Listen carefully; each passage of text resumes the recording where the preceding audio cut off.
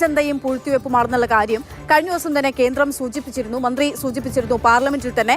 അതിനെതിരെ ഇപ്പോൾ നടപടികൾ തുടങ്ങിയിരിക്കുകയാണ് സംസ്ഥാനങ്ങൾ. ഛത്തീസ്ഗഡ്, മഹാരാഷ്ട്ര എന്നിവിടങ്ങൾക്ക് പുറമെ ഡൽഹിയിലും പരിശോധന നടക്കുന്നുണ്ട്. ഛത്തീസ്ഗഡിൽ നിന്നും 741 സിലിണ്ടറുകളാണ് പിടികൂടിയത്. കെ ബി ശ്രീധരൻ വിവരങ്ങളുമായി ചേരുകയാണ്. ശ്രീധരൻ, പലയിടങ്ങളിലും ജനം ഇങ്ങനെ ഭക്ഷണം ഉണ്ടാക്കാനുള്ള വഴിയില്ലാതെ വലയുന്ന കാഴ്ചകൾ ഉൾപ്പെടെ നമ്മൾ കാണുകയാണ് രാജ്യത്തിന്റെ പല കോണുകളിൽ നിന്നും.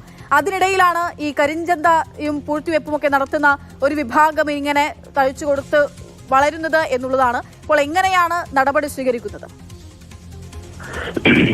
രാജ്യത്ത് ഇന്നലെ രാത്രിയും ഇന്നുമായി 102 സ്ഥലങ്ങളിലാണ് റെയ്ഡ് നടന്നത്. ഇതിൽ തന്നെ ഏറ്റവും അധികം ഈ പൂഴ്ത്തിവെപ്പ് പിടിച്ചെടുത്തത് ഛത്തീസ്ഗഡിൽ നിന്നാണ്.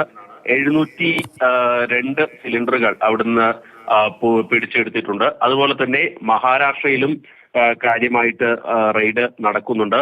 മുംബൈയിലെ വർലിയിൽ നിന്ന് HP-യുടെ, അതായത് ഹിന്ദുസ്ഥാൻ പെട്രോളിയത്തിന്റെ നിരവധി ഗ്യാസ് സിലിണ്ടറുകൾ ഒരു ഏജൻസിയിൽ നിന്ന് അല്ലെങ്കിൽ അതിനുമായി ബന്ധപ്പെട്ട ആളുകളിൽ നിന്ന് പിടിച്ചെടുത്തിട്ടുണ്ട്.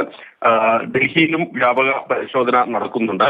ഉത്തർപ്രദേശിലും കരിഞ്ചന്തയ്ക്കെതിരെ ശക്തമായിട്ടുള്ള നടപടിയാണ്. തമിഴ്നാട്ടിൽ ഇങ്ങനെയുള്ള പൂഴ്ത്തിവെപ്പ് നടത്തുന്നവർക്കെതിരെ കർശനമായിട്ടുള്ള നിയമ നടപടി സ്വീകരിക്കാൻ DMK സർക്കാർ ആലോചിക്കുന്നുണ്ട്. ഇതിന്റെ ഭാഗമായി മുഖ്യമന്ത്രി സ്ഥിതിഗതികളൊക്കെ വിലയിരുത്തുകയും ചെയ്തിട്ടുണ്ട്.